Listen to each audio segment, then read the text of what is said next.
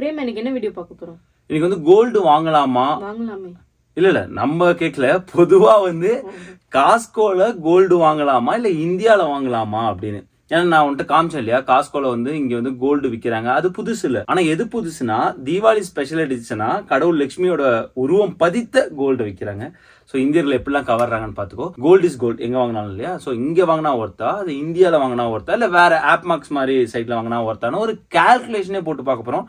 ரொம்ப இன்ட்ரெஸ்டிங்கா இருக்க போது. வாங்க வீடியோக்குள்ள போகலாம். 2A ட்ரெஸ்ஸஸ்க்கு நீங்க கொடுக்குற சப்போர்ட்க்கு ரொம்ப ரொம்ப தேங்க்ஸ். இப்போ 2A ட்ரெஸ்ஸஸ்ல வந்து நம்ம டிசைனர் சாரி, ஹாஃப் சாரி, இந்த மாதிரி எல்லா விஷயமும் நம்ம பண்ணிட்டு இருக்கோம்.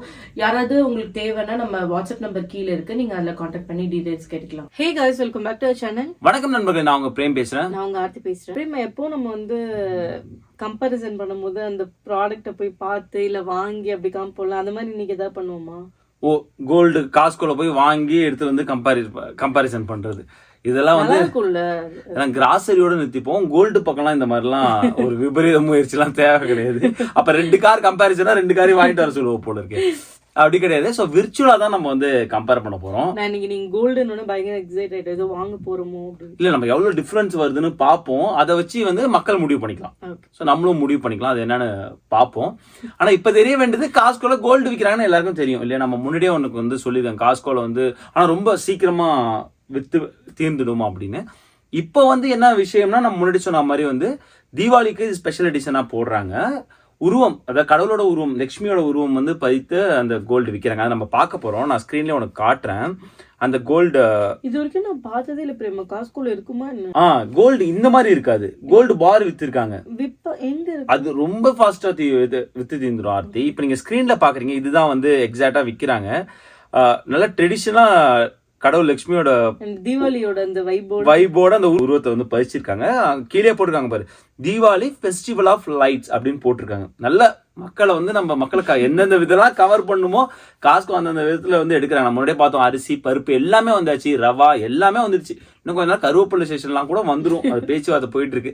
காஸ்கோல வந்து ஒரு மினி இந்தியன் கிராசரி நடத்த போறாங்க. அது வந்து ஸ்விஸ் கோல்டு அது போட்டிருக்காங்க. அது பியூரிட்டி 24 கேரட் பியூர் கோல்டு. அது மேல போட்டிருக்காங்க பாரு, PAMP. அதுதான் அந்த நிறுவனம். அந்த நிறுவனம் தான் தயாரிச்சு காஸ்கோ விற்கிறாங்க. இல்ல வந்து அந்த நிறுவனத்திட்ட காஸ்கோ வந்து உருவம், இந்த மாதிரி லட்சுமி உருவம் பதித்தது வேணும், அந்த மாதிரி வந்து ரிக்வயர்மெண்ட் கொடுத்து வாங்கியிருக்காங்க. ஏன்னா இதே கோல்டு, இதே நிறுவனம் கோல்டு நீங்க ஆப் மேக்ஸ்ல பார்க்கலாம். இன்னும் வேற வேற எங்கெல்லாம் நம்ம வந்து ப்ரீசியஸ் மெட்டல்ஸ் வாங்கலாமோ அந்த சைட்ல பார்க்கலாம். ஸோ இவங்க வந்து ஒரு மிகப்பெரிய நிறுவனம், சுவிட்சர்லாந்துல இருந்துட்டு இருக்காங்க. 50 வருடத்துக்கு மேலாக இந்த துறையில இருக்காங்க. ஏன் நான் இதெல்லாம் சொல்றேன்னா, அதோட பியூரிட்டி வந்து கண்டிப்பா வந்து நல்லா இருக்கும் அப்படிங்கிறதுக்காக நான் சொல்றேன். இது வரைக்கும் நாங்க வாங்கினது இல்ல, இது நாங்க வாங்கி பார்த்து சொல்ல, நான் வந்து திரும்ப ஸ்ட்ரெஸ் பண்ணி வாங்கி பார்த்து நல்லா இருக்கான்னு. சரி, ஃபர்ஸ்ட் அவைலபிள் இருக்கான்னு பார்த்து நம்ம அதை முடிவு பண்ணுவோம். பார்த்தாலே இல்ல தெரியுது, அதனாலதான் இவ்வளவு இல்ல, நம்ம திரும்ப அவங்க ரீஃபில் பண்ணுவாங்க கண்டிப்பா. சோ அதுதானே இந்த கால்குலேஷனே பண்றது. சரியா? சோ இப்போ வந்து நம்ம பாக்குறோம், ஸ்டோர்ல இருக்குமா இது ஸ்டோர்ல வந்து மேக்ஸிமம் இருக்காதுன்னு நினைக்கிறேன். ஏன்னா வந்து நம்ம வந்து ஒரு போட்டோ போட்டது ஒரு ஸ்டோர்ல எடுத்த போட்டோ தான். ஆனா வந்து எல்லா ஸ்டோர்லயும், நான் என்ன சொல்றேன், எல்லா ஸ்டோர்லயும் மேக்ஸிமம் இருக்காது. நீ இப்போ போய் நம்ம போய் பார்த்தா கொலம்பஸ் ஸ்டோர்ல மேக்ஸிமம் இருக்காது. பட் பே ஏரியா கண்டிப்பா இல்லையா, அங்க எங்க பார்த்தாலும் நிறைய இந்தியர்கள் இருந்துட்டு இருக்காங்க. ஸோ அவங்கள கவர்றதுக்காக பே ஏரியா, டெக்சஸ், டாலஸ் அந்த மாதிரி ஏரியாவில் வந்து இருக்கலாம். இப்போ நம்ம ஆன்லைன்ல கூட வாங்கிக்கலாம் இருந்ததுன்னா. ஓகேவா? இப்போ நம்ம என்ன எடுத்துக்க போறோம்னா, இது எடுத்துக்க போறோம். இது 1 ounce ஆர்த்தி. 1 ounceனா 1 troy ounce. அதாவது இதோட மொத்த எடை எவ்வளவுனா 31.1 கிராம். இந்த தங்கத்தோட எடை. இந்த எடையை வந்து நம்ம இங்க வாங்கினா எவ்வளவு ரேட்டுன்னு பார்க்க போறோம். இதே நேரத்துல இந்தியாவில் வாங்கினா எவ்வளவு ரேட்டுன்னு பார்க்க போறோம். அதன் பிறகு வந்து நம்ம மற்ற விஷயம்லாம் பத்தி பேசிக்கலாம். இங்க வாங்கிட்டு இந்தியாவுக்கு எப்படி எடுத்துட்டு போறது, அந்த விஷயம் மற்ற விஷயம் பத்தி பேசிக்கலாம். 2549.99.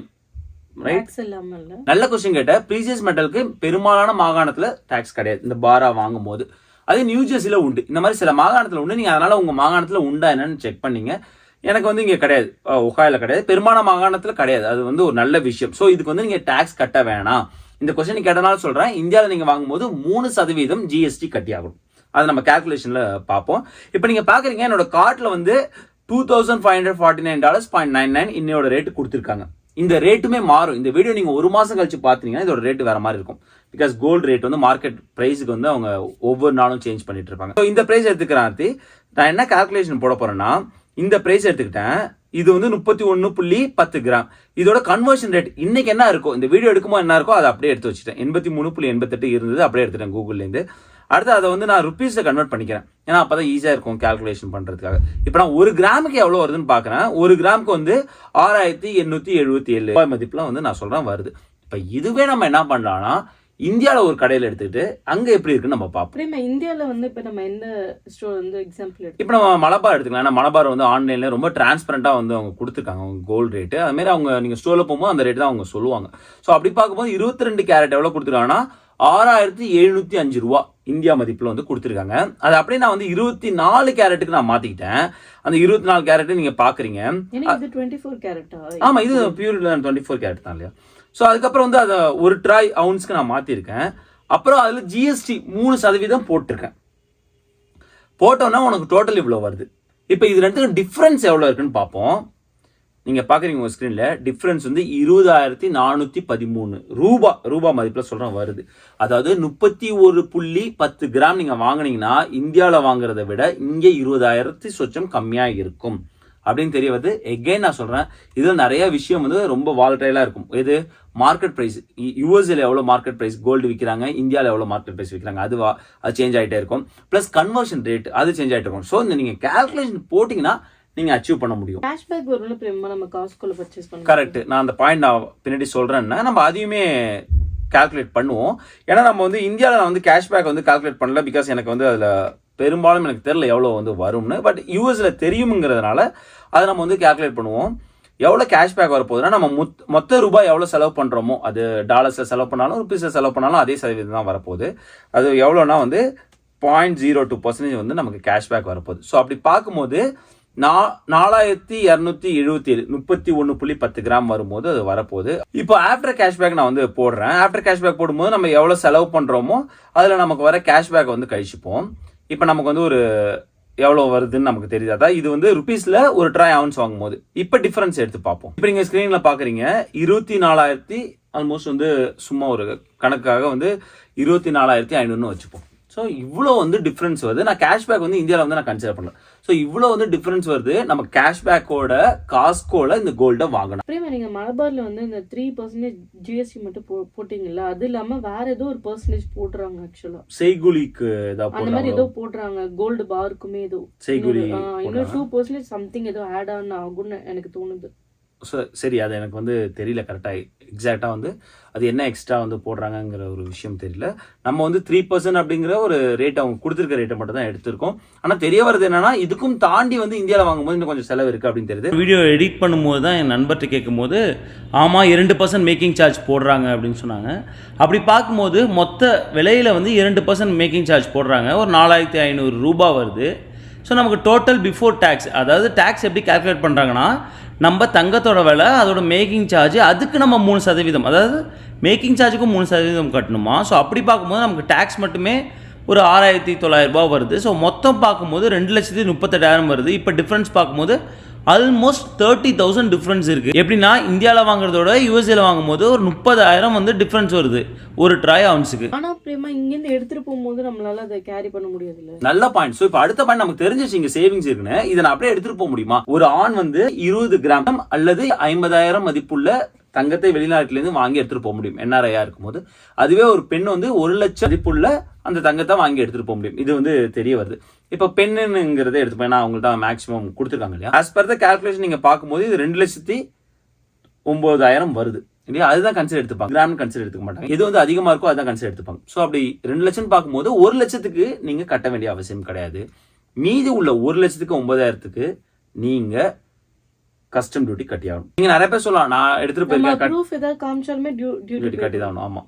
ஸோ நீங்கள் நிறைய பேர் சொல்லலாம் நான் வந்து நிறைய தடவை போயிருக்கேன் கட்டினதில்ல. ஸோ இது இயல்பாகவே வர விஷயம் தான். ஏன்னா நிறைய நேரங்களில் பார்க்க மாட்டாங்க, அதுதான் உண்மை. நம்ம ஏர்போர்ட்டில் பார்த்துருக்கோம்.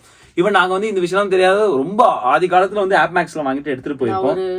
7 years 8 years தாண்டி இருக்கும். ஸோ எடுத்துகிட்டு போயிருக்கோம். அப்போலாம் வந்து அவ்வளோ ஸ்ட்ரிக்டாக பார்த்தாலே இப்போ பார்க்குறாங்களா என்னன்னு நமக்கு தெரியல. எனக்கு தெரியல. அது நாங்கள் எங்களுக்கு கேரி பண்ணக்கூடாதுன்னு தெரியாது. பட் நாங்கள் வாங்கி எடுத்துகிட்டு போயிருந்தோம். பட் ரிசிப்ட்லாம் இருந்தது. சில பேர் வந்து அதை வலையெல்லாம் மாற்றுறாங்க. அது இன்னொரு விஷயம் தெரிஞ்சுக்கணும். அது நீங்கள் வந்து சப்போஸ் பாரா தான் நம்ம கேரி பண்ணக்கூடாது. நம்ம அதை வந்து நிறைய பேர் வந்து இங்கே உள்ள அந்த லோக்கல் ஸ்டோர்ஸில் கொடுத்து வலையெல்லாம் மாற்றிப்பாங்க, கொலம்பஸ்லையும் பண்ணி தராங்க. அப்படி நீங்கள் வலையெல்லாம் போட்டு போகும்போது அது ஒரு 24 கேரட் தான், அது தெரிஞ்சுக்கணும். அது ஒரு கோல்டு பார் மாதிரி தான் கன்சிடர் பண்ணி அதுக்கான டியூட்டி கேட்க வாய்ப்பு இருக்கு. ஸோ அதுமே தெரிஞ்சுக்கணும். இது வந்து எகைன் வந்து ஓன் ரிஸ்க் தான். ஆனால் தெரிஞ்சுக்க வேண்டிய விஷயம் என்னன்னா வந்து கோல்டு பார் நம்ம எப்படி கன்வெர்ட் பண்ணும்போது இங்கே கொஞ்சம் லாபகரமான ஒரு விஷயமா தான் இருக்கு. ஆர்த்தி வந்து கஸ்டம் டியூட்டி பற்றி நல்ல ஒரு பாயிண்ட் கேட்டிருந்தாங்க. இந்த கஸ்டம் டியூட்டி எப்படி வந்து கால்குலேட் பண்ணுறாங்கன்னா மேல் பேசஞ்சர், ஃபீமேல் பேசஞ்சர், சில்ட்ரன் அப்படின்னு கால்குலேட் பண்ணுறாங்க.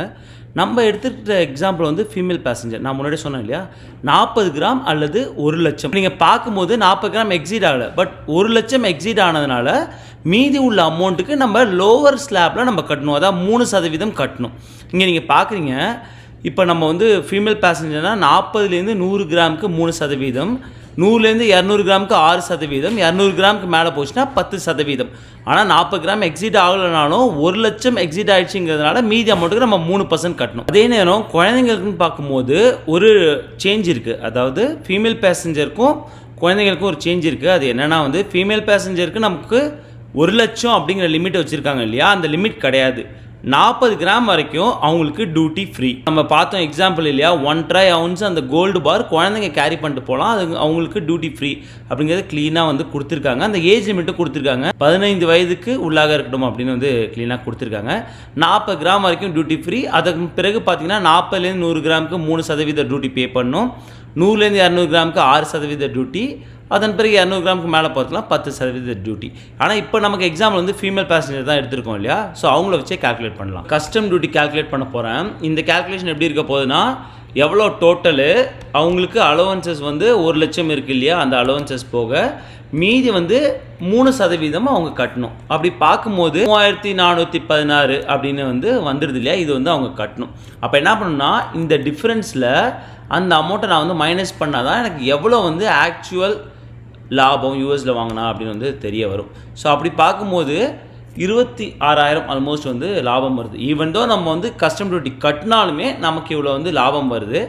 ஒரு எக்ஸாம்பிளுக்கு ஒரு வேளை 6% கட்டினா எவ்வளோ வரும் அப்படின்னு பார்ப்போம். 6% கட்டினாலுமே வந்து 22,000 டிஃப்ரென்ஸ் வருது. ஸோ எப்படி பார்க்கும்போது இந்த கேல்குலேஷனில் நான் அடுத்தடுத்த ஸ்லாப் போனால் கூட இங்கே வாங்குறதுல ஒரு லாபம் இருக்குது. இந்த கேல்குலேஷன் நான் முன்னாடி சொன்ன மாதிரி நிறைய ஃபேக்டர் சேஞ்ச் இருக்க போகுது. ஸோ அதெல்லாம் கன்சிடர் பண்ணி தான் இந்த கேல்குலேஷன் வருது. நீங்கள் வாங்கும்போது என்ன மார்க்கெட் ப்ரைஸோ அதெல்லாம் போட்டு இங்கே வாங்கினா லாபமா இல்லை இந்தியாவில் லாபமானு முடிவு பண்ணிங்க. பிரேமா, இப்போ சப்போஸ் இந்த ஊருக்கு எடுத்துட்டு போகலன்னா இதை இங்கே ரீசேல் பண்ணணும்னா அதுக்கு வேல்யூ எப்படி? நிறைய பேர் இதை கேட்குறாங்க, இங்கே கோல்டு வந்து பாஸா வாங்கி வச்சு ரீசேல் பண்ணலாமா அப்படின்னு. நிறைய ரிஸ்க் இதில் இன்வால்வ் ஆயிருக்கு, அது தெரிஞ்சுக்கணும். கண்டிப்பாக வீட்டில் வைக்கக்கூடாது. ப்ளஸ் வந்து நீங்கள் வந்து சேஃப் ஸ்டோரேஜில் வைக்கணும், அது ரொம்ப முக்கியம். வீட்டில் வச்சாலும் சேஃப் ஸ்டோரேஜ், நீங்கள் பேங்க்கில் நிறைய சேஃப் ஸ்டோரேஜ்லாம் கொடுக்குறாங்க இல்லையா, அங்கே வந்து வைக்கணும். அதுக்கான நீங்கள் அந்த ரெண்டல் வந்து பே பண்ணணும். ஸோ அதெல்லாமே கேல்குலேஷன். எப்படியும் வந்து கோல்டு வந்து ஹிஸ்டாரிக்காக நீங்கள் பார்த்தீங்கன்னா வந்து வருஷம் ஏறிட்டு தான் போகுது. எங்கேயுமே வந்து போன வருஷத்துக்கு இந்த வருஷம் குறைஞ்சதுலாம் கிடையாது. ஏன்னா மாதம் அந்த ஃப்ளக்சுவேஷன் இருக்கும் தவிர ஒரு 2-3 வருஷம் நீங்கள் எடுத்துக்கும் போது அது ஏறுமுகமாக தான் இருக்குது. ஸோ அப்படி நான் பார்க்கும்போது என்ன சொல்கிறேன்னா வந்து இந்த ரெண்ட் எவ்வளோ கட்டுறீங்க அது நீங்கள் பார்க்கணும். ரீசேல் பண்ணும்போது மார்க்கெட் ப்ரைஸுக்கு எடுக்க மாட்டாங்க, அது ரொம்ப முக்கியம். ஏன்னா ரீசேல் பண்ணுறவங்க என்ன பண்ணுவாங்கன்னா, இப்போ ஆப்மேக்ஸில் ரீசேல் பண்ணுறீங்கன்னா அதை வாங்கிட்டு அவங்க விற்க போகிறாங்க. ஸோ அவங்களுக்கான லாபத்தை தான் பார்ப்பாங்கிறதுனால ரீசேல் வேல்யூ எப்பயுமே அவங்க மார்க்கெட் வேல்யூவாக இருக்காது, அதை விட கொஞ்சம் கம்மி தான் இருக்கும். எவ்வளோ அவங்க கம்மி பண்ணுறாங்கன்னு பார்க்கணும். இதெல்லாம் நீங்கள் கேல்குலேட் பண்ணிட்டு தான் சரி நம்ம வாங்குற கோல்டு லாபமாக இருக்குமா அப்படின்னு பார்க்கணும். ஸோ நிறைய விஷயங்கள் வந்து இருக்குது. நீங்கள் வந்து கோல்டு இப்படி ஃபிசிக்கலாக நீங்கள் வந்து இன்வெஸ்ட் பண்ணும் அப்படின்னு நினைக்கும் போது அதுதான் நிறைய பேர் வந்து gold bonds or gold ETFs அந்த மாதிரி வந்து போயிடுறாங்க. ஸோ இப்போ தெரிய வேண்டியது, நீங்கள் சப்போஸ் பார் வாங்கணும் அப்படின்னு நீங்கள் ஆசைப்பட்டீங்கன்னா இந்தியாவுக்கும் காஸ்கோக்கும் எப்படின்னு பார்த்தாச்சு. பிரேமா, இப்போ நம்ம வாங்க போறோமா இல்லையா? இந்த வீடியோ ஒரு காமன் வீடியோ தான். ஸோ பார்க்குற நீங்கள் முடிவு பண்ணீங்க வாங்க, நம்ம வாங்க போறோமா இல்லையா? நம்ம வாங்க போறோமா என்னமா நான் ட்ரை பண்ணேன். ஆட் டு பேக் வந்து இல்லை, அவைலபிளாக இல்லை. நீங்கள் கார்ட்டில் பார்க்குறீங்கல்ல, செக் அவுட் போகும்போது அவைலபிளாக இல்லை. சீரியஸாக தான் நம்ம இப்போ வாங்க முடியாது நீ நினச்சா கூட. ஏன்னா நம்ம வந்து செக் அவுட் கிளிக் பண்ணா, ஏன்னா அந்த ப்ராடக்டே நாட் ஃபவுண்ட்னு வந்துச்சு. நான் செக் அவுட் கிளிக் பண்ணி பார்த்தேன்.